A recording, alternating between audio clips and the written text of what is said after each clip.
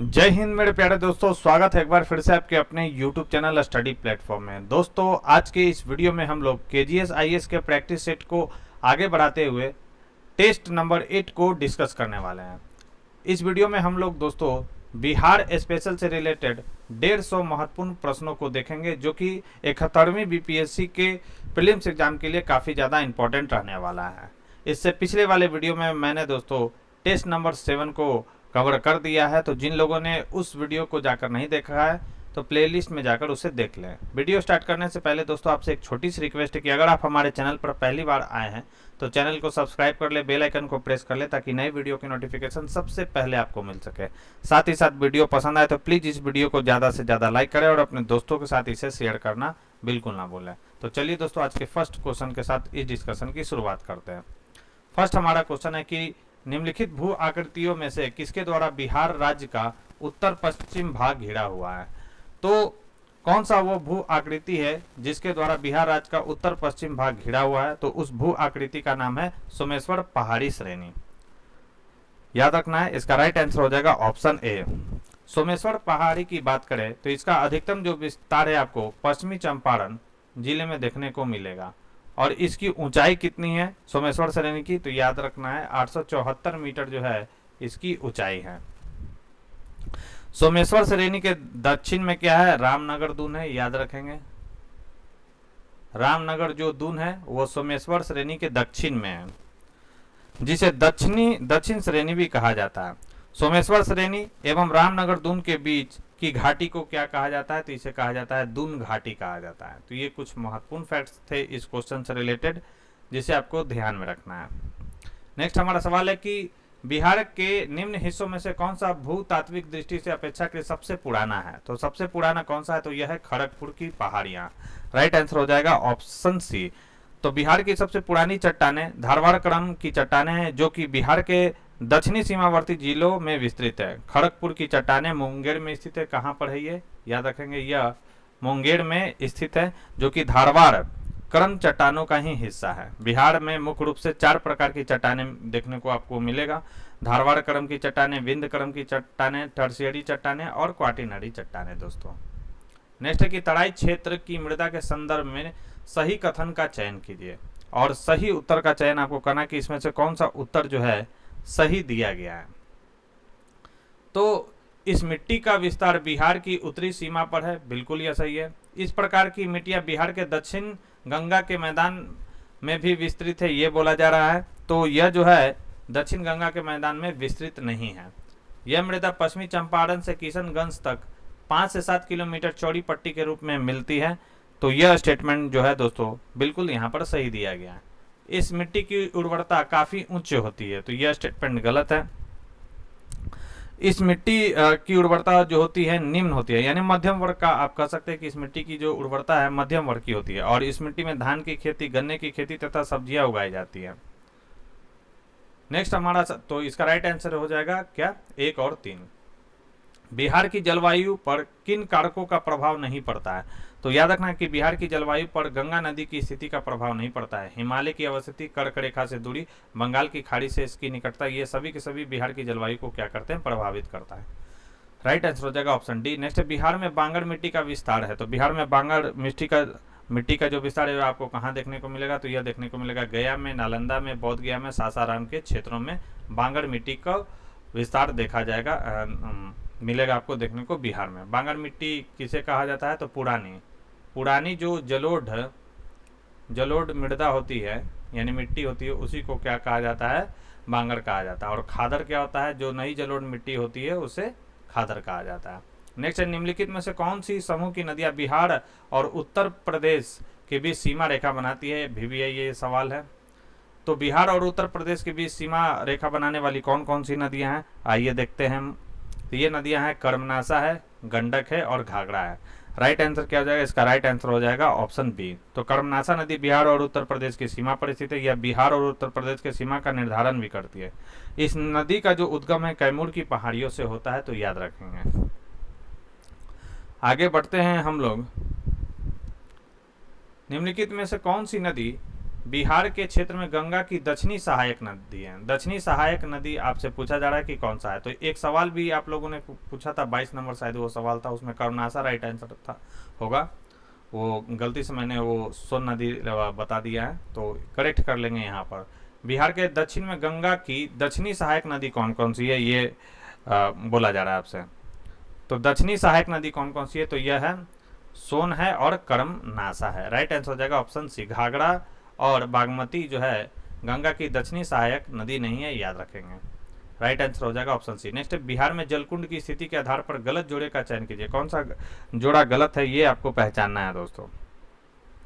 तो सूर्यकुंड राजगीर में, ब्रह्मकुंड भी राजगीर में है, ऋषिकुंड जो है मुंगेर में है, सीताकुंड जो है दोस्तों, सीताकुंड आपको कहाँ पर देखने को मिलेगा, तो सीताकुंड जो है आपको मुंगेर में देखने को मिलेगा, ठीक है, न कि गया में। तो ये स्टेटमेंट हमारा गलत है। नेक्स्ट कि सोन नहर परियोजना के परिप्रेक्ष्य में सही कथन का चयन कीजिए, और कौन सा कथन चारों में से सही आपको बताना है सोन नहर परियोजना के बारे में। तो यह बिहार की सबसे प्राचीन नहर परियोजना बिल्कुल सही है। इसका निर्माण 1873 से 74 में डेहरी नामक स्थान पर किया गया था, यह भी स्टेटमेंट समय सही है। इससे बांका, जमुई, मुंगेर आदि जिले में सिंचाई किया जाता है, तो ये स्टेटमेंट जो है यहाँ पर सोन नहर के बारे में गलत दिया गया है। तो इसमें सिंचित क्षेत्र कौन कौन सा है, तो याद रखेंगे यह नहर पूर्वी जिले को सिंचित करती है, जैसे गया और अरवल। कौन कौन सा, तो गया और अरवल को जो है यह सिंचित करती है। यह बिहार एवं उत्तर प्रदेश सरकार की संयुक्त परियोजना है, तो यह भी जो है गलत है कि यह बिहार और उत्तर प्रदेश की संयुक्त परियोजना है।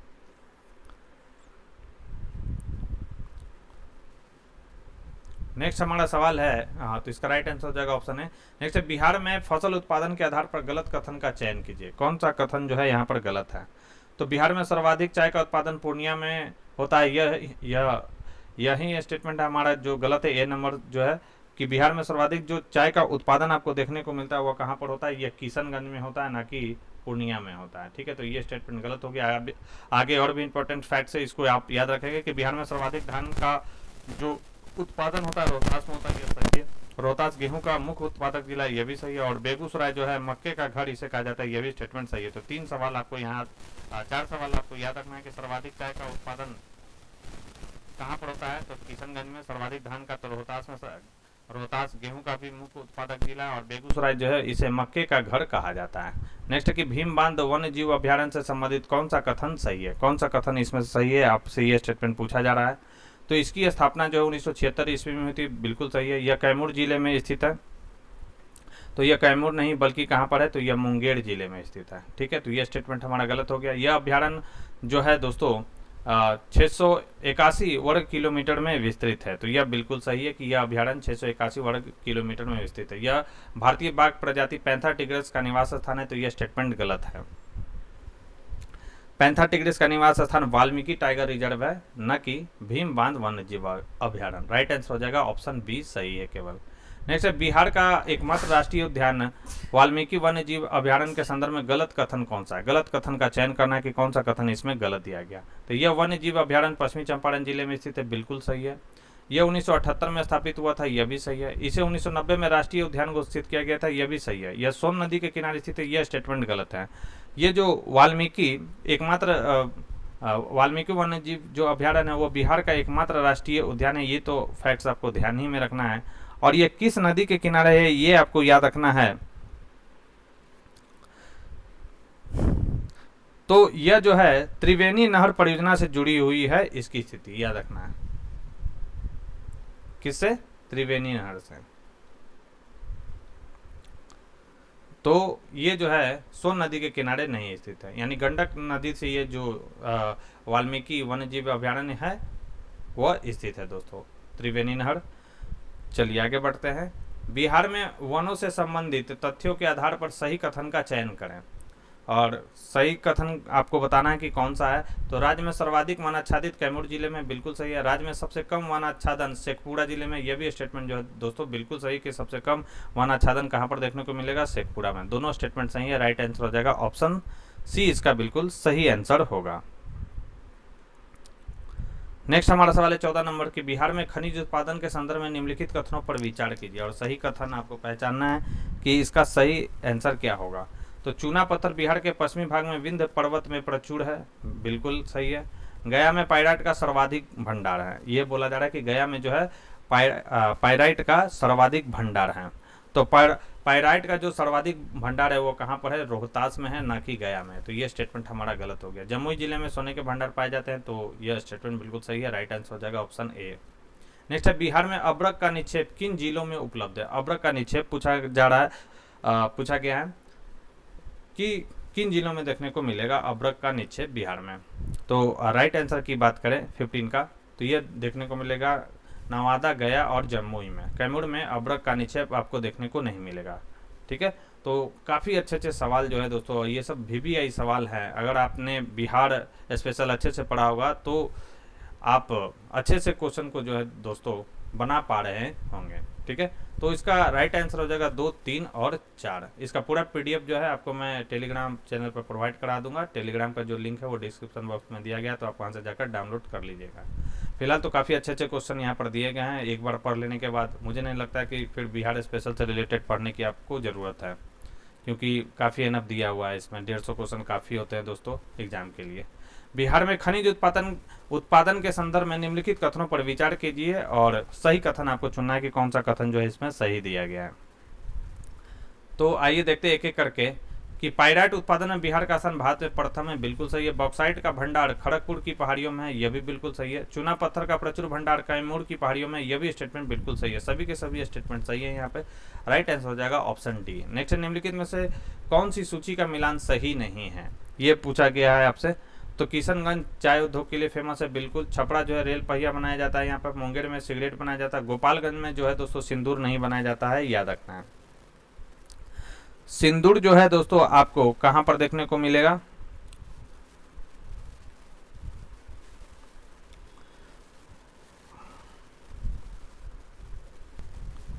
तो सिंदूर का उत्पादन जो है कहां पर होता है, तो ये होता है लखीसराय में। ठीक है, ना कि गोपालगंज में दोस्तों। नेक्स्ट हमारा सवाल है कि जीविका बिहार राज्य की एक पहल है जिसका संबंध किससे है, तो इसका संबंध है सामाजिक आर्थिक सशक्तिकरण से। राइट आंसर हो जाएगा ऑप्शन ए। नेक्स्ट हमारा सवाल है 19 नंबर, बिहार के संदर्भ में राष्ट्रीय राजमार्ग से संबंधित सही कथन का चयन कीजिए और सही उत्तर आपको बताना है कि क्या होगा। तो राष्ट्रीय राजमार्ग का सर्वाधिक विस्तार पटना में, बिल्कुल सही है। NH31 का विस्तार सर्वाधिक बिहार में है, बिल्कुल यह भी स्टेटमेंट सही है। वर्तमान में बिहार में कुल 40 राष्ट्रीय राजमार्ग हैं, तो यह स्टेटमेंट गलत है। वर्तमान में बिहार में कितने राष्ट्रीय राजमार्ग हैं, तो याद रखना है इनकी संख्या कितना है, 58 है, ना कि 40 है। तो इंपॉर्टेंट है ये सवाल, याद रखेंगे। राइट आंसर हो जाएगा ऑप्शन ए। नेक्स्ट है, वन आधारित बिहार सरकार द्वारा प्रायोजित योजनाओं में से कौन शामिल नहीं है, कौन सा शामिल नहीं है, तो इसमें हरियाली मिशन शामिल है। कृषि वानिकी यानी पॉपुलर ETP योजना इसमें शामिल है। हर परिसर योजना यह भी इसमें शामिल है। वन प्रणव योजना इसमें जो है दोस्तों शामिल नहीं है। नेक्स्ट है, बिहार में पाई जाने वाली गाय की प्रमुख नस्लें कौन कौन सी हैं। गाय की प्रमुख नस्ल से सवाल पूछा गया कि कौन कौन सी हैं, तो याद रखना यहाँ पे पाया जाता है जर्सी, ऑस्ट्रेलियाई गिर और साहीवाल। ये सभी की सभी गाय की नस्लें यहाँ पर देखने को मिलती है। राइट आंसर हो जाएगा ऑप्शन डी। बिहार राज्य में अंतर्राष्ट्रीय हवाई अड्डा है कौन कौन सा। देखिए एक भी जो है सवाल जो है मतलब आप ऐसा नहीं कर सकते कि इसकी एग्जाम में पूछे जाने की संभावना बहुत कम है। सवाल जो है अच्छे से दिए गए हैं और डिटेल भी दिया गया है कि इसको कर लेने के बाद 150 क्वेश्चन को कर लेने के बाद आपका कोई जो सेक्शन है बिहार स्पेशल से रिलेटेड नहीं छूटने वाला है, क्योंकि इसमें हर जो सेक्शन है उसको कवर किया गया है इस 150 क्वेश्चन के माध्यम से। और PDF में जब आप इसका डिटेल पूरा देख लेंगे तो आपका जो है तैयारी और भी मजबूत हो जाएगा दोस्तों। नेक्स्ट है, बिहार राज्य में अंतर्राष्ट्रीय हवाई अड्डा है, तो बिहार राज्य में अंतर्राष्ट्रीय हवाई अड्डा कहाँ कहाँ पर है ये आपसे बोला गया है। तो पटना में है और गया में। दरभंगा और भागलपुर में जो है अंतर्राष्ट्रीय हवाई अड्डा नहीं है। राइट आंसर हो जाएगा क्या, ऑप्शन बी। नेक्स्ट है, बिहार में सूचना और प्रौद्योगिकी विभाग ने IT टावर, IT पार्क और IT सिटी के विकास की योजना बनाई है। इसके लिए भूमि अधिग्रहित की गई है, तो याद रखना बिहटा और राजगीर में भूमि अधिग्रहित किया गया IT सिटी, IT पार्क और IT टावर के लिए। नेक्स्ट, निम्नलिखित में से कौन सी बिहार में कार्यशील लघु या अति लघु जल विद्युत परियोजना नहीं है। राइट आंसर हो जाएगा कौन सा, इसका राइट आंसर हो जाएगा पुनपुन जल विद्युत परियोजना, जो कि कहाँ पर है, पटना में। नेक्स्ट, बिहार राज्य में स्थित रेल मंडल का हिस्सा है, तो कौन सा रेल मंडल का हिस्सा है ये आपसे पूछा गया। तो सोनपुर रेल मंडल है यहाँ पर। दानापुर मंडल है, समस्तीपुर मंडल है, भागलपुर मंडल जो है रेल मंडल का हिस्सा नहीं है दोस्तों। राइट आंसर हो जाएगा 25 का सी। इसके अतिरिक्त भी ये मंडल कटिहार मंडल है, याद रखेंगे। पूर्व मध्य रेलवे का मुख्यालय कहाँ पर है, सभी को मालूम होगा, यह कहाँ पर है, हाजीपुर में। नेक्स्ट है हमारा सवाल कि बिहार राज्य का भौगोलिक विस्तार है, तो आपने पढ़ा होगा, फर्स्ट ही चैप्टर है भौगोलिक विस्तार बिहार का। तो बिहार राज्य का जो भौगोलिक विस्तार है वो 24 डिग्री 20 मिनट 10 सेकेंड उत्तरी अक्षांश से, 27 डिग्री 31 मिनट 15 सेकेंड उत्तरी अक्षांश तथा 83 डिग्री 19 मिनट 50 सेकेंड पूर्वी देशांतर से, 88 डिग्री 17 मिनट 40 सेकेंड पूर्वी देशांतर के मध्य स्थित है हमारा प्यारा राज्य बिहार। नेक्स्ट है हरहा घाटी का विस्तार है। तो हरहा घाटी का जो विस्तार है, अभी हम लोगों ने देखा था हरहा घाटी के बारे में। तो हरहा घाटी का जो विस्तार है वो रामनगर दून और सोमेश्वर श्रेणी के बीच स्थित है। ठीक है, जिसे दून घाटी हम लोग कहते हैं उसे हरहा घाटी के भी नाम से जाना जाता है। तो यह आपको देखने को मिलेगा रामनगर दून और सोमेश्वर श्रेणी के बीच में। नेक्स्ट दक्षिण बिहार के पठार से संबंधित गलत कथन का चयन करना है कि कौन सा कथन इसमें गलत दिया गया। तो याद रखना कि सोमेश्वर श्रेणी इसका एक महत्वपूर्ण हिस्सा है, यह स्टेटमेंट इसमें गलत है। जबकि इसका विस्तार कैमूर जिले में मुंगेर एवं बांका तक है, बिल्कुल सही है। इस क्षेत्र के अंतर्गत गया, मंदार, बराबर की पहाड़ियां शामिल है, यह भी सही है। खड़गपुर की पहाड़ियां इस क्षेत्र का ही उदाहरण है, यह भी स्टेटमेंट सही है। नेक्स्ट है डॉक्टर श्री कृष्ण सी के संदर्भ में सही कथन का चयन कीजिए। आप देख रहे हैं केवल स्टेटमेंट वाइज सवाल यहाँ पर भरा हुआ है। एक को कवर कर लेने के बाद, एक क्वेश्चन को कवर कर लेने के बाद बहुत सारे जो इससे क्वेश्चन है आपके तैयार हो जाते हैं। तो कृष्ण सी के बारे में आपसे पूछा जा रहा है, तो सही कथन पूछा जा रहा है कि क्या कौन सा है। तो ये आधुनिक बिहार के निर्माता के रूप में जाने जाते हैं। ठीक है, श्री कृष्ण सी के बारे में क्या यह सही है? तो यह बिल्कुल जो है दोस्तों सही कि ये आधुनिक बिहार के निर्माता के नाम से इन्हें जाने जाते हैं। बिहार में स्वराज दल की स्थापना 1923 में श्री कृष्ण सिंह ने की थी, बिल्कुल यह स्टेटमेंट जो है सही है दोस्तों। फिर है कि यह बिहार के प्रथम मुख्यमंत्री थे, तो यह भी सही है कि यह बिहार के प्रथम जो थे यह मुख्यमंत्री थे। तो नीचे दिए गए कुट का कर सही उत्तर का चयन किया, तो सही उत्तर जो है इसका राइट आंसर हो जाएगा ऑप्शन सी। ठीक है, लेकिन देखिए यहाँ पर जो पीडीएफ में दिया गया डी ऑप्शन दिया गया, डी ऑप्शन नहीं होगा, यहाँ सारे के सारे स्टेटमेंट जो है सही दिए गए, तो राइट आंसर हो जाएगा ऑप्शन सी। तो थोड़ा आप लोग सुधार कर लेंगे पीडीएफ में। नेक्स्ट निम्न में से खुदा बख्श खा की विशेषता नहीं थी। निम्न में खुदा बख्श खा की विशेषता नहीं थी, कौन सी विशेषता नहीं थी यह पहचान आपको करना है। तो वे पांडुलिपियों के प्रसिद्ध संग्रहकर्ता थे, यह विशेषता थी इनकी। उन्होंने पटना में खुदा बख्श लाइब्रेरी की स्थापना की थी, यह भी स्टेटमेंट सही है। ये बिहार के मुख्यमंत्री भी रहे, यह स्टेटमेंट इसमें गलत दिया गया। राइट आंसर हो जाएगा ऑप्शन बी। नेक्स्ट है गुरु गोविंद सिंह के संबंध में निम्नलिखित कथनों में से कौन सा सही है। इनका जन्म 1666 में पटना में हुआ था, बिल्कुल सही है कि गुरु गोविंद सिंह का जन्म 1666 में पटना में हुआ था। उन्होंने खालसा पंथ की शुरुआत की थी, यह भी स्टेटमेंट सही है कि उन्होंने खालसा पंथ की शुरुआत की थी, और ये सिखों के 10वें गुरु थे, ये तो आप लोग जानते ही होंगे। उन्होंने गुरु परंपरा को खत्म कर दिया और इसकी जगह गुरु ग्रंथ साहिब को गुरु माना, तो यह भी बिल्कुल स्टेटमेंट सही है। राइट आंसर हो जाएगा ऑप्शन डी। नेक्स्ट नवपाषाण काल में पत्थर के सूक्ष्म औजारों के साथ साथ हड्डी निर्मित उपकरण किन क्षेत्रों से प्राप्त हुआ है।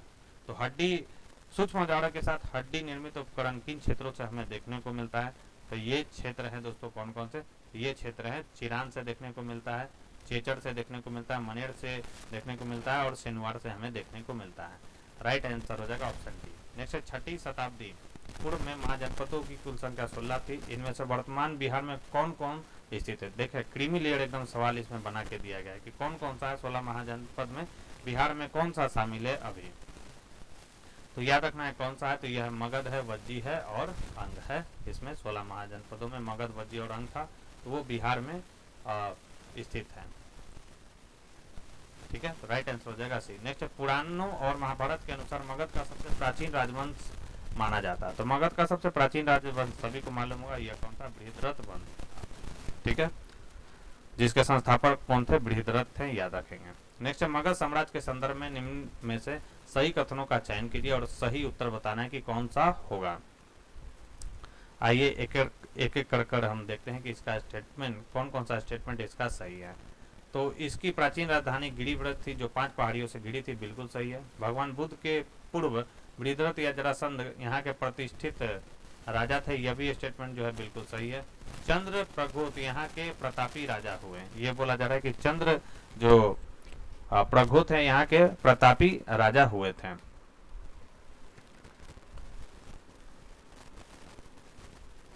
तो यह स्टेटमेंट हमारा गलत है कि चंद्र प्रघोत यहाँ के प्रतापी राजा हुए। तो चंद्र प्रघोत नहीं बल्कि बिंबिसार जो है यहाँ के प्रतापी राजा हुए। मगध की सीमा उत्तर में गंगा नदी से दक्षिण में विंध्य पर्वत तक, पूर्व में चंपा से पश्चिम में सोन नदी तक विस्तृत है। तो यह स्टेटमेंट सही है। राइट आंसर हो जाएगा ऑप्शन सी। नेक्स्ट, मगध साम्राज्य की सत्ता का वास्तविक संस्थापक बिंबिसार के विषय में सही कथन का चयन कीजिए। अब बिंबिसार से रिलेटेड यहाँ पर बहुत सारे इंपॉर्टेंट फैक्ट्स है, आइए एक एक कर हम लोग देखते हैं कौन सा स्टेटमेंट सही है, आपको यह बताना है। तो बिंबिसार ने वैवाहिक संबंधों के माध्यम से अपने क्षेत्र का विस्तार किया, बिल्कुल सही है। इसका अन्य नाम श्रेनिक था, यह भी बिल्कुल सही है। बोला जाता है कि किसका नाम श्रेनिक था, तो बिंबिसार का।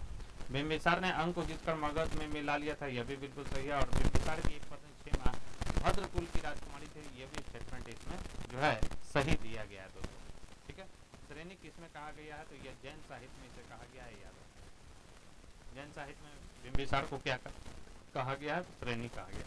राइट आंसर हो जाएगा ऑप्शन डी। नेक्स्ट, मौर्य साम्राज्य की जानकारी किन ग्रंथों से प्राप्त होती है, उन ग्रंथों का नाम आपको बताना है कि किस ग्रंथ से हमें मौर्य साम्राज्य की जानकारी मिलती है। तो मुद्रा राक्षस से मिलती है, विष्णु पुराण से मिलती है और इंडिका से मिलती है, रेहला से नहीं मिलती है। रेहला से जो है मौर्य साम्राज्य की जानकारी हमें देखने को नहीं मिलती है। मुद्रा राक्षस के लेखक कौन है, तो विशाख जो दत्त हैं वो मुद्रा राक्षस के लेखक हैं। और विष्णु पुराण से भी मौर्य साम्राज्य के बारे में जानकारी मिलती है। और इंडिका किसका है, तो मेगा अस्थनिज का है। ये किसका है, तो यह इब्न बतूता का है। किसका है, तो यह इब्न बतूता का है। ठीक है, ग्रंथ जो कि किसके शासनकाल में आया था, तो याद रखना है 1333 ईस्वी में यह मोहम्मद बिन तुगलक के शासनकाल में यानी MBT के यह शासनकाल में आया था। राइट आंसर हो जाएगा बी 1, 2 और 3। नेक्स्ट, चंद्रगुप्त मौर्य के दरबार में भेजा गया राजदूत मेगा अस्थनिज ने पाटलिपुत्रा को किस नाम से संबोधित किया था, तो पॉलीब्रोथा के नाम से इसने संबोधित किया था पाटलिपुत्र को। नेक्स्ट, चंद्रगुप्त मौर्य के संबंध में निम्नलिखित में से कौन सा कथन गलत है। गलत कथन की पहचान करना कि कौन सा कथन इसमें गलत है। चंद्रगुप्त मौर्य चाणक्य की सहायता से नंदवंशीय शासक धनानंद को पराजित किया, बिल्कुल सही है। बौद्ध एवं जैन धर्म के अनुसार चंद्रगुप्त मौर्य को शूद्र माना गया है, बिल्कुल गलत है। याद रखना है कि बौद्ध एवं जैन धर्म के अनुसार चंद्रगुप्त मौर्य को क्षत्रिय याद रखना क्षत्रिय माना गया, न कि शूद्र माना गया। तो इसे शूद्र किसमें माना गया, तो मुद्रा राक्षस ग्रंथ में शूद्र जाति का बताया गया है चंद्रगुप्त मौर्य। जैसा कि चंद्रगुप्त मौर्य का भव्य महल पाटलिपुत्र में है, जिसे राजप्रसाद कहा गया, बिल्कुल सही है। कुछ विद्वानों ने मुद्रा राक्षस तथा विष्णु पुराण आदि के आधार पर शूद्र माना है, यह भी स्टेटमेंट सही है, जैसा कि मैंने आपको बताया था।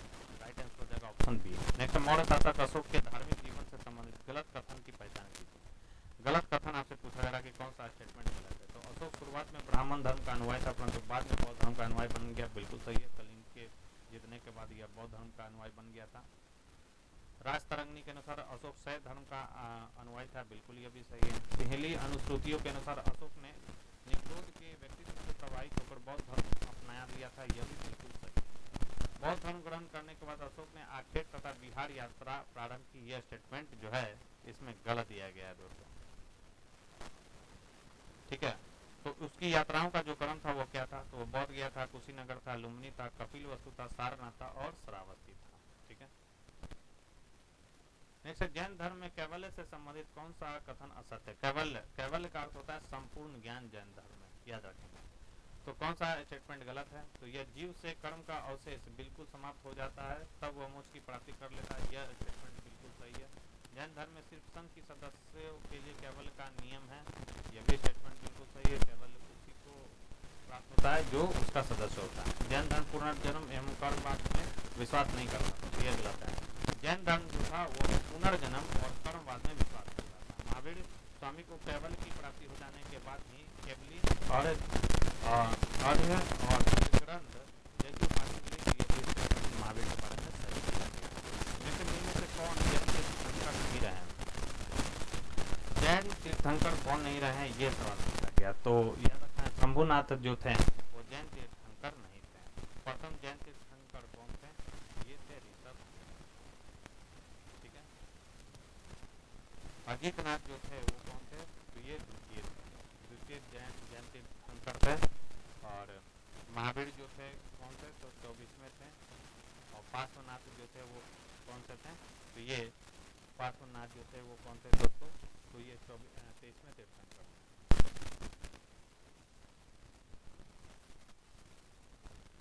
नेक्स्ट हमारा सवाल है कि गौतम बुद्ध से संबंधित कौन सा कथन सत्य है। सत्य कथन की पहचान करना कि कौन सा स्टेटमेंट सही है। इनके घोड़े का नाम कंटक था, बिल्कुल सही है। इनके पहले गुरु अलार कलाम रहे जिसने सांख्य दर्शन का ज्ञान दिया, इनको बिल्कुल यह सही है।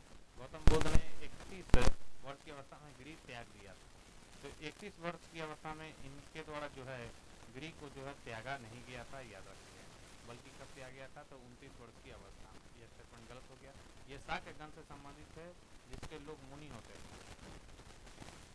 तो ये स्टेटमेंट जो है हमारा गलत है कि ये शाक्य गण से संबंधित है।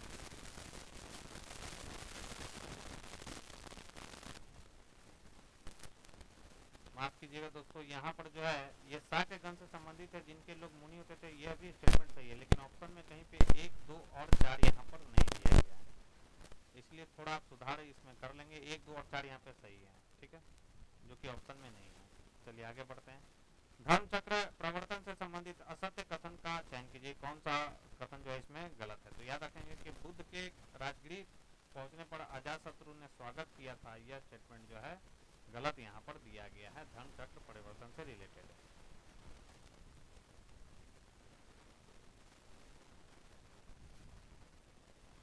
नेक्स्ट है कि चाणक्य के संबंध में सही कथन का चयन कीजिए, कौन सा कथन इसमें सही दिया गया है।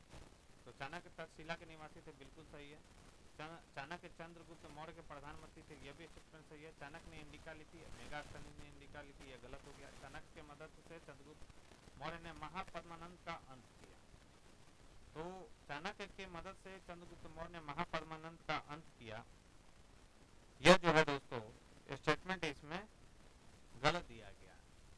महापद्मा नहीं बल्कि धनानंद का अंत किया था, ठीक है, तो यह स्टेटमेंट हमारा गलत है। राइट आंसर पूछा जा रहा था 54 का राइट आंसर क्या होगा, तो 54 का जो राइट आंसर हो जाएगा वो हो जाएगा 45 का जो राइट आंसर हो जाएगा वो क्या हो जाएगा, ऑप्शन सी इसका सही आंसर।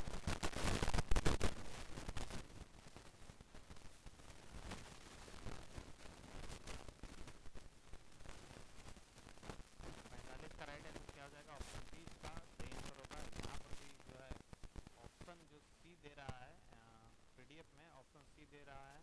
आप लोग मुझे कमेंट बॉक्स में लिखकर बताएंगे कि चाणक्य की मदद से चंद्रगुप्त मौर्य ने क्या महापद्मानंद का अंत किया था। मुझे तो धनानंद लग रहा है कि धनानंद का अंत किया था, महापद्मानंद नहीं, क्योंकि ये नंद वंश का संस्थापक था।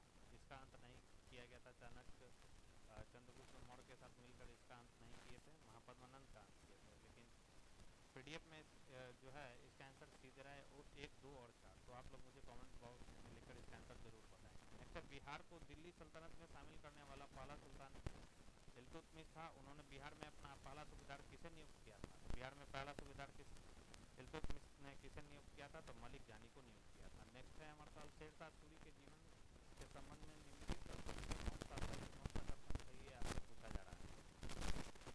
तो अगर हम बात करें शेरशाह से रिलेटेड तो कौन सा कथन सही है, तो शेरशाह सूरी एक प्रतापी मुगल शासक था, पहला ही स्टेटमेंट गलत है। शेरशाह सूरी सासाराम के जागीरदार हसन खान का पुत्र था, बिल्कुल सही है। और 1540 उसने चौथा के युग में मुगल शासक को हराया, बिल्कुल सही है। तारीख दाऊदी उसकी रचना जिसकी रचना अब्दुल्ला ने की, उसके अनुसार शेरशाह ने पटना में एक दुर्ग का निर्माण कराया था, यह भी स्टेटमेंट इसमें सही दिया गया है। नेक्स्ट मिथिला के कर्नाटक वन से संबंधित तथ्यों के आधार पर सही कथन का चयन कीजिए, कौन सा कथन जो है यहाँ पर सही है। केवल स्टेटमेंट बाई यहाँ पर तो हम देख सकते हैं कि यहाँ जो उसने 1057 वन की स्थापना की थी, कब किया था उन्होंने, 1057। कर्नाटक वंश की राजधानी सिमरावगढ़ थी, यह भी स्टेटमेंट सही है। तीसरा हमारा है कि राम सिंह ही इस वंश के आखिरी शासक थे, ये बोला गया है कि राम सिंह जो थे इस वंश के अंतिम जो थे वो शासक थे, तो राम सिंह नहीं थे, ये ठीक है, ये स्टेटमेंट गलत है।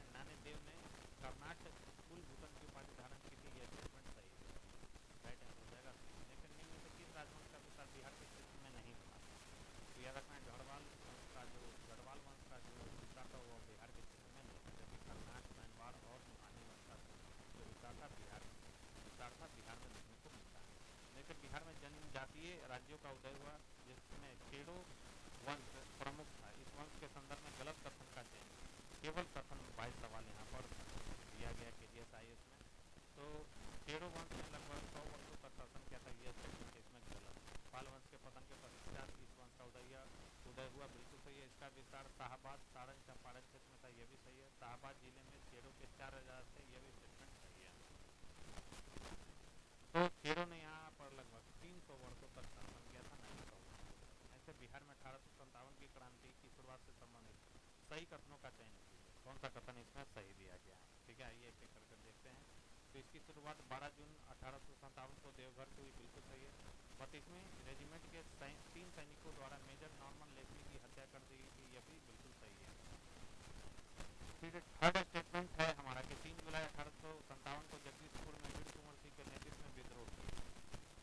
तो ठीक है, 3 जुलाई 1857 को, तो याद रखना है ये 3 जुलाई नहीं था, ये क्या था, 25 जुलाई था।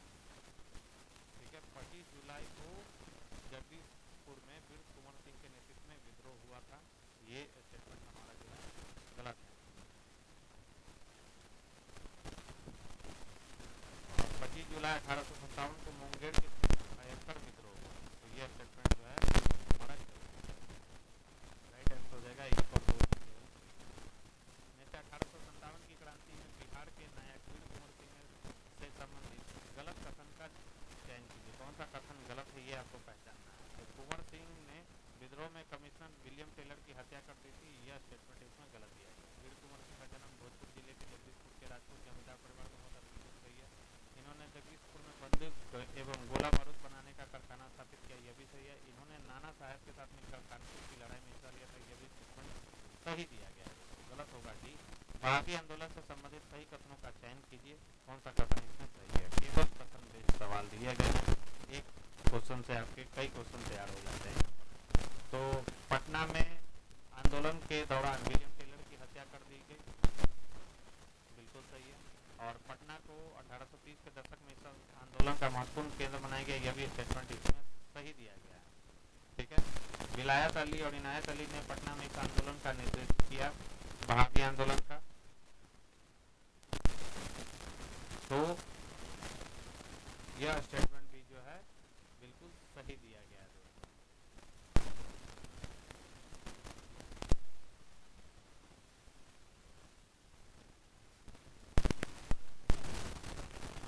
और विलियम टेलर की पटना में आंदोलन के दौरान विलियम टेलर की हत्या की, ये स्टेटमेंट यहाँ गलत दिया गया। 53 का राइट आंसर क्या हो जाएगा? 53 का राइट आंसर जो होगा, 53 के राइट आंसर तो मेरे हिसाब से 1 और 3 होना चाहिए। विलायत अली और इनायत अली ने पटना में इस आंदोलन का नेतृत्व किया था, यह तो बिल्कुल सही है। और 1830 के दशक में इस आंदोलन का मुख्य केंद्र पटना में आंदोलन के दौरान विलियम टेलर की हत्या कर दी गई थी, यह स्टेटमेंट जो इसमें गलत दिया गया। जबकि PDF में जो इसका आंसर है C दिया गया, यानी 2 और 3 सही है। लेकिन यहाँ पर राइट आंसर आप सुधार कर लेंगे, 1 और 3 इसका राइट आंसर होगा। इसलिए मैं थोड़ा रुक जा रहा हूँ इसमें, क्योंकि PDF से आंसर देकर बता रहा हूँ, गलत ना हो, इसलिए थोड़ा जो है मुझे आंसर बताने में लेट हो रहा है। नेक्स्ट है कि जनजातीय संघर्षों में संथाल विद्रोह सर्वाधिक सशस्त्र विद्रोह था, इस विद्रोह के संबंध में गलत कथन का चयन कीजिए। कौन सा कथन गलत है इसमें? तो इसकी शुरुआत 1899 में छोटा नागपुर क्षेत्र में हुई थी, यह स्टेटमेंट गलत है। कहाँ से हुआ था? तो पहला बात की 1855-56 में इसका शुरुआत जो हुआ था छोटा नागपुर क्षेत्र से हुआ था। इस विद्रोह को दमन एको के नाम से जाना जाता है, बिल्कुल सही है। संथाल विद्रोह के बारे में ये बोला गया है।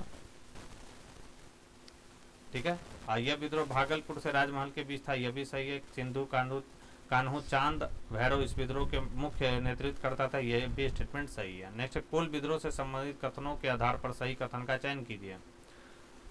कौन सा कथन इसमें सही है? तो यह विद्रोह 1831-32 में हुआ, बिल्कुल सही है। इस विद्रोह के नेतृत्वकर्ता बुद्धो भगत था, यह भी सही है। इसका जो विस्तार देखने को आपको मिलता है, इसका विस्तार मुजफ्फरपुर क्षेत्र में था, यह स्टेटमेंट गलत है। यह विद्रोह कोल जनजाति और अंग्रेजी सरकार के बीच था, यह भी बिल्कुल, यह जो है सही है। तीसरा स्टेटमेंट ही इसमें गलत है दोस्तों। इसका जो विस्तार है का जो क्षेत्र था वो छोटा नागपुर था, पलामू था, सिंहभूम था और मानभूम था, न कि मुजफ्फरपुर था। राइट आंसर हो जाएगा ऑप्शन सी। नेक्स्ट है 1917 में हुए चंपारण सत्याग्रह के संदर्भ में गलत कथन का चयन कीजिए। कौन सा कथन इसमें गलत दिया गया? तो अप्रैल 1917 में गांधी जी पटना तथा मुजफ्फरपुर के रास्ते चंपारण पहुंचे, बिल्कुल सही है। चंपारण में गांधी जी की महादेव देसाई, नरहरि पारिक, जेबी कृपलानी से मुलाकात हुई, यह भी बिल्कुल सही है। तीनकठिया पद्धति की जांच के लिए FG सलाई के नेतृत्व में एग्रीगेरियन समिति का गठन किया गया, बिल्कुल सही है। अंग्रेजों ने नील बागान मालिकों की अवैध वसूली का 95% वापस करने पर राजी हुए, तो यह स्टेटमेंट इसमें जो है गलत दिया गया है। कितना वापस किया था इन्होंने? तो 25%। नेक्स्ट 11 अगस्त 1942 को भारत छोड़ो आंदोलन के दौरान पटना सचिवालय पर राष्ट्रीय झंडा लहराने की कोशिश में जिलाधीश WG आर्चर के आदेश पर गोलीबारी हुई, जिसमें 7 छात्र थे मारे गए। इनमें कौन शामिल नहीं थे, ये सवाल आपसे पूछा गया। तो इसमें शामिल कौन नहीं थे? दीनानाथ प्रसाद इसमें शामिल नहीं थे। स्वतंत्रता संग्राम के दौर में बिहार में पत्रकारिता की भूमिका महत्वपूर्ण थी, इससे संबंधित गलत कथन का चयन कीजिए। मतलब सवाल जो है केवल स्टेटमेंट वाइज यहाँ पर दिए गए हैं। गलत कथन आपसे पूछा जा रहा है कौन सा है? तो बिहार में प्रकाशित होने वाली पहली पत्रिका द मदरलैंड थी, यह स्टेटमेंट हमारा गलत दिया गया है। ठीक है, बिहार का पहला हिंदी समाचार पत्र कौन था, याद रखेंगे, तो यह था बिहार बंधु, यहाँ पे तो दिया ही गया, यह स्टेटमेंट इसमें गलत दिया गया। 1875 में गुरु प्रसाद सिंह के द्वारा द बिहार हेराल्ड की शुरुआत हुई, बहुत ही इंपॉर्टेंट ये क्वेश्चन है, याद रखेंगे। मोहम्मद यूनुस के द्वारा पटना में टाइम्स की शुरुआत की गई, यह भी इंपॉर्टेंट है। बिहार में प्रकाशित पहला हिंदी समाचार पत्र बिहार बंधु था, यह भी जो है दोस्तों स्टेटमेंट बहुत इंपॉर्टेंट है आपके एग्जाम के दृष्टिकोण से। दी मदरलैंड का प्रकाशन जो है किसने किया था, ये आपको जानना है कि दी मदरलैंड जो था इसे किसने निकाला था, तो मजरूल हक ने। ठीक है, मजरूल हक के द्वारा इसका प्रकाशन किया गया था दोस्तों असहयोग आंदोलन के दौरान। ठीक है, नेक्स्ट है कृषि जलवायु की दृष्टि से बिहार को कितने भागों में बांटा गया? तो बिहार को जो है 4 भागों में बांटा गया। कृषि जलवायु की दृष्टि से बिहार को कितने भागों में बांटा गया? तो 4 भागों में इसे बांटा गया है दोस्तों, उत्तर पश्चिम, उत्तर पूर्व, दक्षिण पश्चिम और दक्षिण पूर्व। नेक्स्ट सवाल है हमारा 60 नंबर, निम्न में से बिहार के किस उत्पाद को GI टैग प्राप्त नहीं हुआ? तो याद रखना है केसर को GI टैग नहीं मिला, मिथिला मखाना को मिला, जर्दालू आम को मिला, शाही लीची को भी दे दिया गया है दोस्तों। और कौन सा है? तो मगही पान को दिया गया है, मरचा चावल को दिया गया है। ठीक है, सिलाव के खाजा को GI टैग दिया गया है। नेक्स्ट है वर्ष 2019-20 में शुरू हुई जैविक कॉरिडोर योजना का क्रियान्वयन राज्य के गंगा के किनारे वाले कितने जिलों में किया गया था? तो इसका जो क्रियान्वयन है राज्य के 13 जिलों में किया गया था। राइट आंसर हो जाएगा डी। नेक्स्ट गोगा बिल जो कि एक गोखुड़ जिले बिहार के किस जिले में स्थित है? तो गोगा जिल आपको कहाँ पर देखने को मिलेगा? तो यह देखने को मिलेगा कटिहार जिले में। राइट आंसर हो जाएगा क्या? 62 का राइट आंसर हो जाएगा ऑप्शन बी। नेक्स्ट हमारा सवाल है कि बिहार में धान एवं गेहूं का सर्वाधिक उत्पादन किस जिले में होता है? तो धान एवं गेहूं का सर्वाधिक जो उत्पादन होता है वो कहाँ पर आपको देखने को मिलेगा? हम लोग पहले भी देख चुके हैं, रोहतास जिले में। नेक्स्ट हाल ही में मरचा चावल को GI टैग प्राप्त हुआ, यह बिहार के किस जिले का उत्पादन है? तो मरचा चावल कहाँ पर होता है? तो मरचा चावल होता है दोस्तों यह पश्चिमी चंपारण में। बिहार में सर्वाधिक मत्स्य उत्पादक जिला कौन सा है? तो सर्वाधिक जो है मत्स्य उत्पादक जो जिला है वो कौन सा है? तो वह मधुबनी है। भौगोलिक क्षेत्रफल के हिस्से के लिहाज से सर्वाधिक वनाच्छादन है, तो सर्वाधिक जो वनाच्छादन आपको देखने को मिलेगा वो कहाँ पर मिलेगा? कैमूर में देखने को मिलेगा। नेक्स्ट है साइबेरियन क्रेन की वजह से पर्यटकों के लिए आकर्षक का केंद्र है, तो कौन सा है? तो यह है नकटी डैम अभ्यारण्य। नकटी डैम, नागा और नकटी डैम आपने सुना होगा, तो नकटी डैम कहाँ पर है ये आपसे सवाल पूछ सकता है कि नकटी डैम कहाँ पर है? तो यह बिहार के जमुई जिले में है। बिहार की प्राकृतिक वनस्पति का विस्तार है, तो बिहार की प्राकृतिक वनस्पति का विस्तार क्या है? तो यहाँ पर आर्द्र पर्णपाती वन भी पाए जाते हैं और शुष्क पर्णपाती वन भी पाए जाते हैं। राइट आंसर हो जाएगा ऑप्शन सी।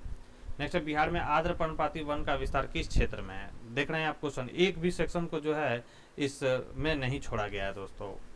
ठीक है, तो अच्छे से कवर कर लेना, ये 150 क्वेश्चन आपके एग्जाम के दृष्टिकोण से काफी ज्यादा महत्वपूर्ण है। तो बिहार में आर्द्र पर्णपाती वन का विस्तार किस क्षेत्र में है, ये सवाल पूछा गया। तो आइए हम देखते हैं इसका राइट आंसर क्या होगा। तो यह सोमेश्वर एवं दून श्रेणी के में आपको देखने को मिलेगा आर्द्र पर्णपाती, और तराई क्षेत्र के जो वन है वो आर्द्र पर्णपाती वन के उदाहरण है। दक्षिण पठार क्षेत्र के वन ये नहीं है, और पूर्वी पंधवर्ती क्षेत्र के वन ये भी नहीं है आर्द्र पर्णपाती वन के उदाहरण। ठीक है, यानी आर्द्र पर्णपाती वन का विस्तार यहाँ पर देखने को नहीं मिलता है। तो राइट आंसर हो जाएगा ऑप्शन बी। नेक्स्ट है हमारा भीम बांध वन्य जीव अभ्यारण्य के विषय में गलत कथन कौन सा है। गलत कथन की पहचान करना है कि गलत कथन कौन सा है यहाँ पर।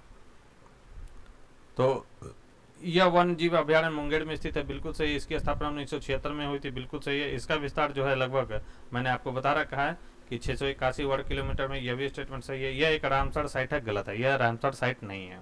नेक्स्ट है वाल्मीकि वन्य जीव अभ्यारण्य के संदर्भ में कौन सा कथन सही है। कौन सा कथन सही है आपसे ये पूछा जा रहा है। तो याद रखना है कि इसका क्षेत्रफल 993.7 वर्ग किलोमीटर है, बिल्कुल सही है। इसकी स्थापना 1978 में हुई थी, यह भी बिल्कुल सही है। यह जो है बाघ प्रजाति पैंथरा टिग्रिस का निवास स्थल है, यह भी सही है, मैंने आपको बताया था। यह कैमूर में स्थित है। तो वाल्मीकि जो है पश्चिमी चंपारण में है, याद रखना है कहाँ पर, यह पश्चिमी चंपारण में, ना कि कैमूर में। राइट आंसर हो जाएगा क्या, 71 का राइट आंसर हो जाएगा ऑप्शन सी। नेक्स्ट हमारा सवाल है कि कांवड़ झील पक्षी अभ्यारण्य के संदर्भ में गलत कथन का चयन कीजिए। मतलब सारा झील जो इंपॉर्टेंट है सबको स्टेटमेंट वाइज दे चुका है ये। ठीक है, तो इसकी स्थापना जो है 1889 में हुई थी, बिल्कुल सही। यह बिहार के गया जिले में नहीं बल्कि कहाँ पर है, कांवड़ झील आपको देखने को मिलेगा। तो यह आपको देखने को मिलेगा कहाँ पर, तो यह बेगूसराय जिले में है। बेगूसराय जिले में आपको देखने को मिलेगा, ना कि गया में। तो यह स्टेटमेंट गलत है। यह बिहार का पहला रामसर स्थल है और देश का 39वां रामसर स्थल है, बिल्कुल सही है। यह अभ्यारण्य साइबेरियन क्रेन की वजह से आकर्षण का केंद्र है, यह भी स्टेटमेंट बिल्कुल सही है दोस्तों। नेक्स्ट, निम्न में से किस खनिज का बिहार अकेले देश का 95% उत्पादन करता है। तो किस खनिज का उत्पादन अकेले 95% बिहार करता है, तो पाइराइट का। बिहार में प्रमुख सीसा उद्योग केंद्र है। तो प्रमुख सीसा उद्योग जो केंद्र आपको देखने को मिलेगा वो पटना में, भागलपुर और दरभंगा में आपको देखने को मिलेगा। राइट आंसर हो जाएगा ऑप्शन है। नेक्स्ट, निम्नलिखित में से सही कथन का चयन कीजिए।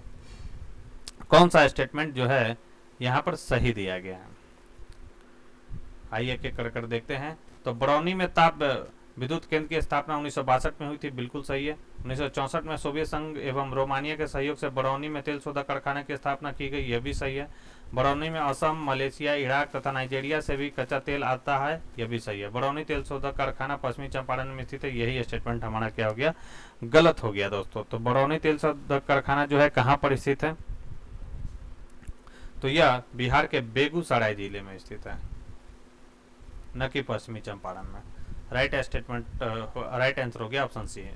दोस्तों अगर ये वीडियो पसंद आ रही हो, वीडियो का कंटेंट अगर आपको पसंद आ रहा हो, मेरे द्वारा की गई मेहनत अगर आपको पसंद आ रही है, तो प्लीज़ इस वीडियो को ज़्यादा से ज़्यादा लाइक करें और अपने दोस्तों के साथ इसे शेयर करना ना भूलें। जो लोग हमारे चैनल से पहली बार जुड़े हैं तो चैनल को सब्सक्राइब कर लें, बेल आइकन को प्रेस कर लें ताकि नए वीडियो के नोटिफिकेशन सबसे पहले आपको मिल सकें। और इस वीडियो का जो PDF है आपको मेरे टेलीग्राम चैनल पर मिल जाएगा। टेलीग्राम का जो लिंक है वो डिस्क्रिप्शन बॉक्स में दिया गया, तो आप वहाँ से जाकर इस वीडियो के PDF को आसानी से डाउनलोड कर सकते हैं। बढ़ते हैं अपने नेक्स्ट क्वेश्चन की। नेक्स्ट हमारा क्वेश्चन है, मखाना में प्रोटीन एवं कार्बोहाइड्रेट पाया जाता है, इसकी उपज मुक्त होती है।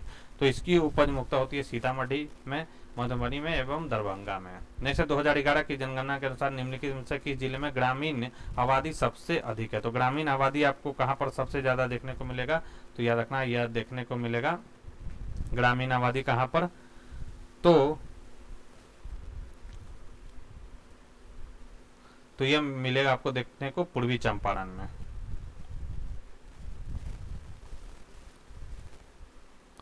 नेक्स्ट है, बिहार में कौन सी जगह रेल पहिया उद्योग के लिए जाना जाता है। तो रेल पहिया उद्योग के लिए जाना जाता है छपरा जिला। नेक्स्ट है, बिहार में अस्पुर परियोजना का संबंध किससे है। तो अस्पुर योजना का जो संबंध है यानी शहरी सुधारों के लिए सहायता कार्यक्रम, जिसे शॉर्ट फॉर्म में SPUR परियोजना के नाम से जाना जाता है, यह किससे संबंधित है। तो याद रखना नगर निगम वित्त से। राइट आंसर हो जाएगा डी। नेक्स्ट, बिहार में किलकेड़ी योजना का संबंध है। तो किलकेड़ी योजना का संबंध बच्चों की शिक्षा से है और यह योजना जो है कब शुरू हुआ था, तो 2008 में। नेक्स्ट है, चर्चित बौंसी मेला का आयोजन बिहार के किस जिले में होता है। तो बौंसी मेला कहाँ पर लगता है बिहार में, तो यह लगता है बांका जिले में। नेक्स्ट है, सबोर मेला का संबंध किन तथ्यों से है। तो साबोर मेला का संबंध किन तथ्यों से होता है। राइट आंसर हो जाएगा तकनीकी आधारित यह मेला है साबोर मेला। नेक्स्ट, निम्नलिखित में से कौन बिहार में प्रचलित लोक नृत्य है। तो बिहार में प्रचलित लोक नृत्य कौन सा है? तो डोमकच भी है, विदेशिया भी है, जट जाटिन है और सामा चकेवा भी है। राइट आंसर हो जाएगा डी। नेक्स्ट, बिहार में भूमि सुधार का जनक किसको माना जाता है? तो बिहार में भूमि सुधार का जो जनक माना जाता है वो माना जाता है केबी सहाय को। राइट आंसर हो जाएगा ऑप्शन सी। नेक्स्ट, मौर्यकालीन चामड़ ग्राहिनी यचनी प्राप्त हुई है। तो पटना के दीजारगंज से यह प्राप्त हुआ है चामड़ ग्रहिणी यचनी की मूर्ति। राइट आंसर हो जाएगा 85 का ए। नेक्स्ट है कि बिहार के किस स्थान से मौर्य काल में बने जैन तीर्थंकरों की प्रतिमा प्राप्त हुई है? तो यह प्राप्त हुआ लोहानीपुर, जो कि कहाँ पर है? पटना से। पाटलिपुत्र के नगर निर्माण तथा सुंदरता का वर्णन किया था। तो इसका वर्णन जो है किसके द्वारा किया गया था? तो मेगास्थनीज के द्वारा किया गया था। नेक्स्ट है, पाटलिपुत्र को किस शासक ने सर्वप्रथम अपनी राजधानी बनाया था? तो सर्वप्रथम पाटलिपुत्र को राजधानी बनाने वाला शासक कौन था? तो यह था उदयन था। कौन था? उदयन जो था वह सर्वप्रथम पाटलिपुत्र को अपनी राजधानी बनाया था। नेक्स्ट है, अशोक के शासनकाल में बौद्ध सभा किस नगर में आयोजित किया गया था? तो याद रखना यह आयोजित किया गया था पाटलिपुत्र में। पहला कहाँ पे हुआ था? राजगीर में। दूसरा कहाँ पे हुआ था? वैशाली में। तीसरा पाटलिपुत्र में। और चौथा जो हुआ था कश्मीर के कुंडलवन में हुआ था। नेक्स्ट हमारा सवाल है 90 नंबर कि किसके शासनकाल में मिस्र के राजा फिलाडेल्फस यानी टॉलमी द्वितीय ने डायनीसियस नामक राजदूत को पाटलिपुत्र भेजा था?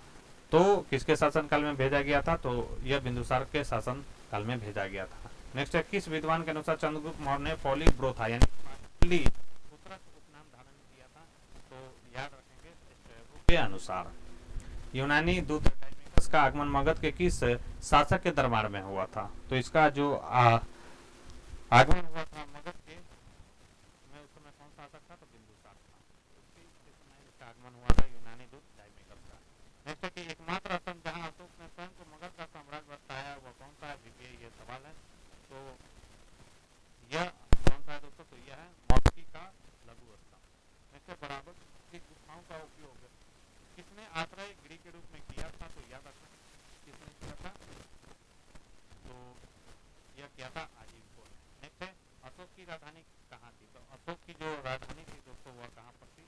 यह थी पाटलिपुत्र। नेक्स्ट है, मौर्य काल में पाटलिपुत्र का प्रशासन 30 नागरिकों की एक सभा संचालित करती थी जो 5 सदस्यों की 6 समितियों में संगठित थी। यह कथन किसका है? तो यह कथन जो है दोस्तों किसका है? यह कथन है मेगास्थनीज का। नेक्स्ट है, सर्वाधिक शहरी जनसंख्या वाले जिले का सही अवरोही क्रम क्या है? तो अवरोही क्रम मतलब होता है बड़े से छोटे की ओर बढ़ना। ठीक है, तो आइए एक कर कर देखते हैं। सबसे पहले आएगा कौन? पटना। उसके बाद आएगा मुंगेर। उसके बाद भागलपुर। देन क्या आएगा? बेगूसराय। राइट आंसर हो जाएगा बी। नेक्स्ट 2001 से 2011 के मध्य बिहार की दशकीय जनसंख्या वृद्धि के संदर्भ में सही कथन का चयन कीजिए। कौन सा कथन सही है? तो याद रखना कि सर्वाधिक दशकीय जनसंख्या वृद्धि मधेपुरा में है। यानी सर्वाधिक जो दशकीय जनसंख्या वृद्धि देखी गई वो मधेपुरा जिला में देखी गई। जबकि न्यूनतम जो दशकीय जनसंख्या वृद्धि हुआ वो कहाँ पर देखने को मिला? तो गोपालगंज जिला में देखने को मिला। राइट आंसर हो जाएगा बी। बिहार में स्थापित राज्य विश्वविद्यालय एवं गठन के वर्ष का सही मिलान नहीं है। इंपॉर्टेंट रहेगा ये सवाल।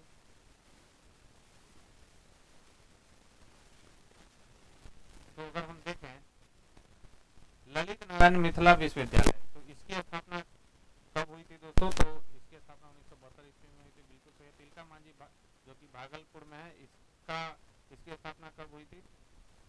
तो 1960 ईस्वी में हुई थी। बिल्कुल सही है। बिहार कृषि विश्वविद्यालय जो कि भागलपुर में है, इसकी स्थापना कब हुई थी?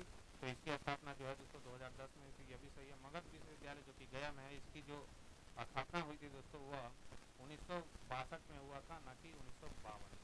तो यही स्टेटमेंट हमारा गलत है। मीना मंच कार्यक्रम का संचालन किया जा रहा है। तो इस कार्यक्रम का जो संचालन है वो प्रखंड स्तर पर बालिकाओं को शिक्षा के माध्यम से सशक्त बनाने के लिए किया जा रहा है।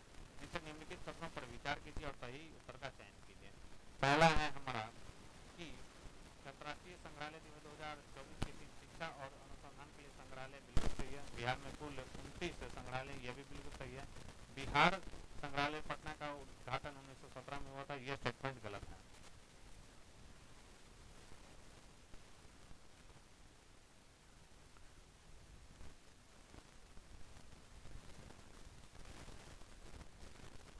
तो बिहार संग्रहालय का जो उद्घाटन हुआ था, बिहार संग्रहालय पटना का उद्घाटन 1917 नहीं बल्कि 2015 में पटना में किया गया था। राइट आंसर हो जाएगा ऑप्शन। नेक्स्ट है इंडिया स्किल्स प्रतियोगिता 2024 नई दिल्ली की विजेता के राशियों का सही मिलान किया। विजेता है बिहार से और राजेश शर्मा। किस श्रेणी में इनको मिला? तो आइए देखते हैं। राजेश शर्मा को मिला है कैबिनेट मेकिंग में। अमित कुमार, तो ये इन्हें मिला है सूचना नेटवर्क केबलिंग की श्रेणी में। और गौतम कुमार गिरी को मिला व्यापार के लिए आईटी सॉफ्टवेयर समाधान में। क्यू हो जाएगा, सी हो जाएगा और आर हो जाएगा। क्यू टी आर किसमें? ऑप्शन सी में है। नेक्स्ट है कि CBSE east zone judo championship कहाँ आयोजित की गई? तो इसका जो आयोजन किया गया दोस्तों, यह किया गया था पटना में। नेक्स्ट निम्नलिखित कथनों पर विचार कीजिए और सही उत्तर का चयन कीजिए। खाली स्टेटमेंट वाइज सवाल इसमें दिया गया। तो सही उत्तर कौन सा था?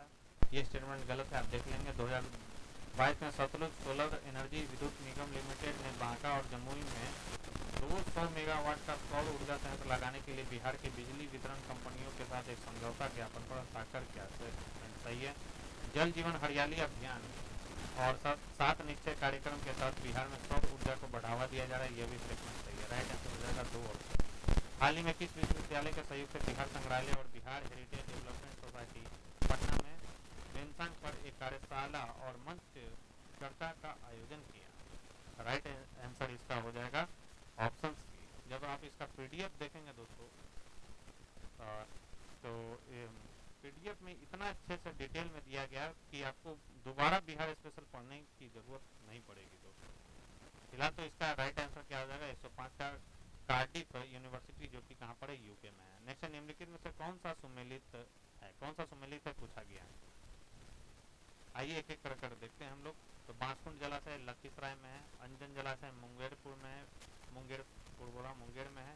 और मुड़वे जलाशय नवादा में नहीं। मुड़वे जलाशय कहाँ पर है? तो यह लखीसराय में। कहाँ पर है? लखीसराय में।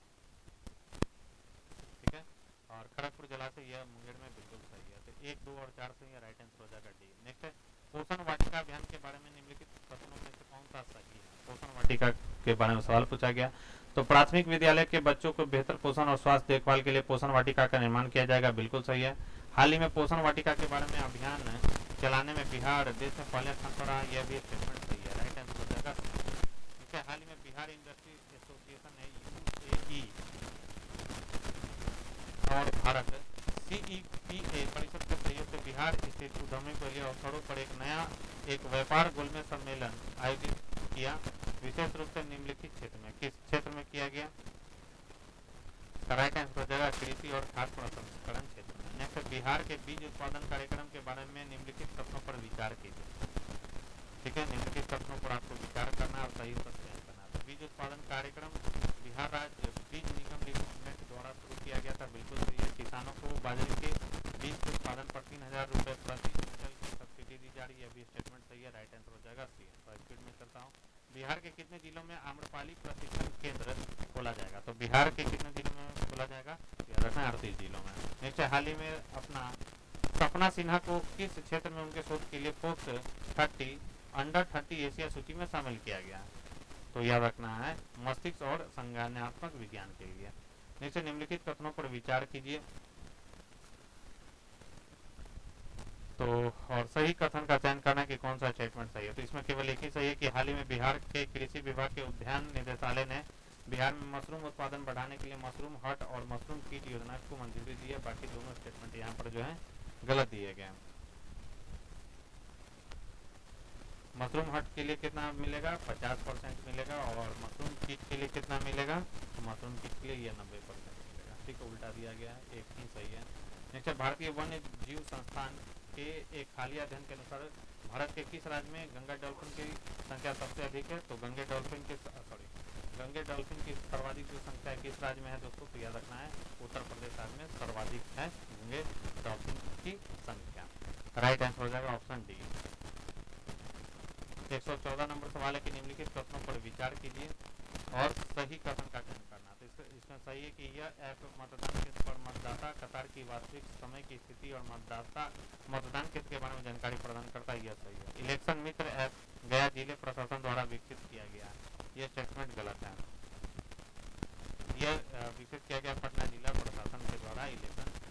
राइट आंसर हो जाएगा ऑप्शन बी। नेक्स्ट है कि हर खेत तक सिंचाई का पानी योजना के बारे में निम्नलिखित कथनों पर विचार कीजिए और सही उत्तर का चयन करना है आपको। तो सही उत्तर कौन सा है इसमें? तो याद रखेंगे कि इस योजना के तहत बिहार सरकार का लक्ष्य 2025 तक हर खेत सिंचाई का पानी पहुंचाना बिल्कुल सही है। इस योजना के तहत राज्य सरकार ने हर खेत तक सिंचाई का पानी पहुंचाने के लिए 29,952 योजनाओं का चयन किया था। यह भी स्टेटमेंट सही है। यह योजना बिहार सरकार द्वारा 7 निश्चय 1 के तहत शुरू की गई है। तो याद रखना है यह 7 निश्चय 2 का हिस्सा न कि 7 निश्चय 1 का। राइट आंसर हो जाएगा क्या? 2 और 3। ज्ञानदीप पोर्टल के बारे में निम्नलिखित कथनों पर विचार कीजिए और सही उत्तर का चयन करना है कि कौन सा उत्तर सही है।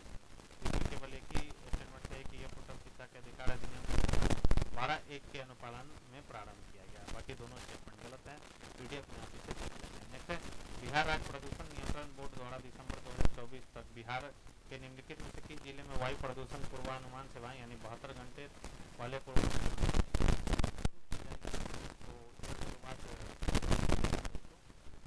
मुजफ्फरपुर और गया जिले में। जैसे बिहार के निम्नलिखित में से किस विद्यालय में पहली बार मछलियों का डीएनए परीक्षण शुरू किया जाएगा? तो मछलियों का डीएनए परीक्षण शुरू किया जाएगा BR अम्बेडकर बिहार विश्वविद्यालय, जो कि कहाँ पर है? मुजफ्फरपुर। नेक्स्ट निम्नलिखित कथनों पर विचार कीजिए और सही कथन का चयन करना है कि कौन सा कथन इसमें सही है। तो इसमें 2 स्टेटमेंट सही है। विश्व मासिक धर्म स्वच्छता दिवस 2024 का विषय एक साथ एट द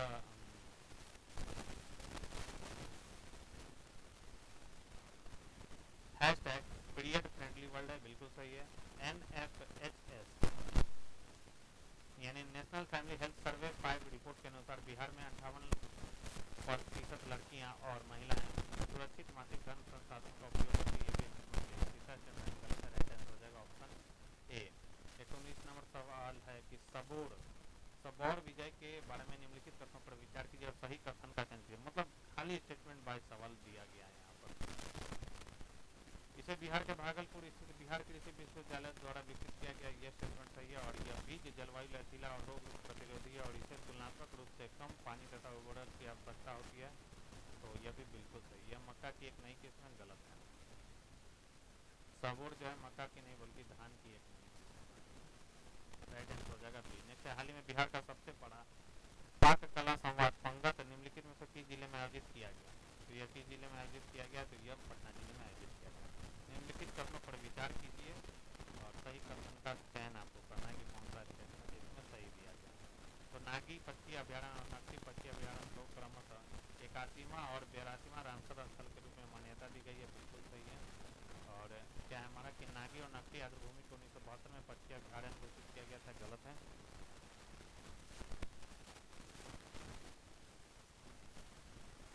तो 1984 में घोषित किया गया था। नागी पक्षी अभ्यारण्य सिंधु गंगा के मैदान पर बार हेडेड हंसों के सबसे बड़े समूह में से एक है। यह स्टेटमेंट सही है। राइट आंसर हो जाएगा सी। नेक्स्ट निम्नलिखित राज्यों का विद्युत संक्रमण सूचकांक 2024 के बारे में निम्नलिखित कथनों पर विचार कीजिए और सही उत्तर का चयन करना है कि कौन सा उत्तर जो है सही है। तो यह report institute for energy economics and financial analysis और एम्बर इंडिया द्वारा जारी की गई है, बिल्कुल सही है। यह रिपोर्ट 4 आयामों पर आधारित है। यह भी स्टेटमेंट जो है यह स्टेटमेंट जो है दोस्तों गलत दिया गया है। बिहार डिकार्बोनाइजेशन में 18वें और मार्केट इन्हें बेलर आयाम में अंतिम स्थान पर है। यह स्टेटमेंट राइट आंसर हो जाएगा केवल एक ऑप्शन। यूसरा फातिमा जिन्होंने सबसे अधिक हिंदी कविता पुस्तकें लिखने के लिए इंडिया बुक ऑफ रिकॉर्ड 2023 में अपना नाम दर्ज किया, बिहार के किस जिले की यह रहने वाले हैं? तो याद रखना है सिवान जिले। इसका राइट आंसर होगा। एशियाई वाटर बर्ड जनगणना के बारे में निम्नलिखित कथनों पर विचार कीजिए। इसे आप देख लेंगे दोस्तों, पीडीएफ में मैं देख लूँगा। जो भी स्टेटमेंट है अभी मैं इसे स्किप कर रहा हूँ।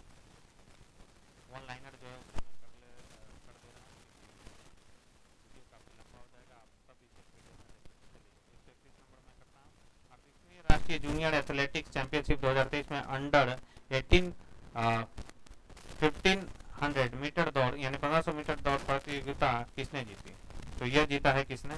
तो यह जीता है दोस्तों, याद रखेंगे, यह जीता दुर्गा सिंह ने। फिर स्टेटमेंट का सवाल इसे मैं हटाता हूँ। बिहार में हाल ही में लॉन्च किए गए ग्रीन चैनल 2.0 कार्यक्रम का उद्देश्य क्या है? तो इसका उद्देश्य क्या है दोस्तों? तो इसका उद्देश्य है 133 का राइट आंसर हो जाएगा बी, गुणवत्तापूर्ण दवा उपलब्ध कराना। नेक्स्ट है निम्नलिखित में कथनों पर भी स्पीड कथन से रिलेटेड है, काफी अब बोरिंग महसूस होने लगा है स्टेटमेंट बाय सवाल करने पर, इसलिए मैं स्किप कर रहा हूँ। चलिए ये मैच कराना है आपको व्यक्ति और संबंधित क्षेत्र। श्री बिंदेश्वर पाठक, तो बिंदेश्वर पाठक को पद्म विभूषण मिला है और किससे संबंधित है? तो सामाजिक कार्य के लिए इन्हें दिया गया। श्री चंदेश्वर प्रसाद ठाकुर, तो इन्हें पद्म भूषण दिया गया चिकित्सा के क्षेत्र में। श्री राम कुमार मल्लिक, इन्हें दिया गया है पद्मश्री कला के क्षेत्र में। और श्री सुरेंद्र किशोर को पद्मश्री दिया गया साहित्य एवं शिक्षा के क्षेत्र में। ए का बी, 2 का सी, 3 का ए और डी का 4 का डी, तो बी सी ए डी किसमें? तो बी, यहाँ पर है option B C A D, B C A, यहाँ पर डी छूट गया है, ऑप्शन गलत है, सी इसका राइट आंसर हो जाएगा 135 का। सृजनहार उपन्यास किसके द्वारा लिखा गया? तो सृजनहार उपन्यास जो है लिखा गया उषा किरण खान के द्वारा। आगे बढ़ते हैं, ये सब देख लेंगे, पीडीएफ में मैं आपको प्रोवाइड करा दूंगा, फिलहाल मैं जल्दी खत्म कर दे रहा हूँ। नेक्स्ट, निम्नलिखित युग्मों को सम्मिलित कीजिए। उत्कृष्टता केंद्र और स्थान है। मोटा अनाज, तो मोटा अनाज उत्कृष्टता केंद्र कहाँ स्थापित किया गया? तो मोटे अनाज की बात करें तो इसका जो किया गया है, कहां पर किया गया है? तो यह किया गया है गया में, टनकुप्पा गया में। जर्दालू आम की बात करें तो इसका कहां पर किया गया है? तो यह किया गया है कहां पर? साकुंड भागलपुर में स्थान है ये। और सब्जियां चांदी, जो कि कहां पर है? नालंदा में। 1 का सी होगा, 2 का बी होगा और 3 का ए होगा। राइट आंसर हो जाएगा सी बी ए किसमें? ऑप्शन बी में। आगे बढ़ते हैं,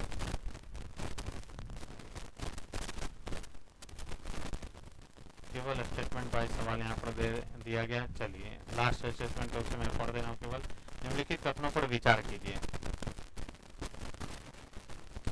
और सही कथन का चयन करना है कि कौन सा स्टेटमेंट इसमें सही है। तो हाल ही में बिहार उद्यमी संघ द्वारा पटना में 11वें बिहार उद्यमिता शिखर सम्मेलन 2024 आयोजित किया गया, बिल्कुल सही है। BEA स्वयं सेवकों द्वारा संचालित एक गैर लाभकारी संगठन है, ये भी सही है। यह शिखर सम्मेलन राज्य में स्टार्टअप और उद्यमिता के सुधार हेतु BE द्वारा आयोजित किया गया था, यह भी स्टेटमेंट सही है। राइट आंसर हो जाएगा ऑप्शन डी, सभी के सभी स्टेटमेंट यहाँ पर सही दिए गए। तो दोस्तों ये थी हमारे आज की डिस्कशन। इस डिस्कशन में हम लोगों ने KGS से प्रैक्टिस सेट नंबर 1 को देख लिया है। तो वीडियो पसंद आई हो दोस्तों तो वीडियो को लाइक और शेयर करना ना भूलें, और जो लोग हमारे चैनल से पहली बार जुड़े हैं चैनल को सब्सक्राइब कर ले, बेल आइकन को प्रेस कर ले ताकि नई वीडियो की नोटिफिकेशन सबसे पहले आपको मिल सके। तो आज के लिए बस इतना ही दोस्तों, थैंक यू।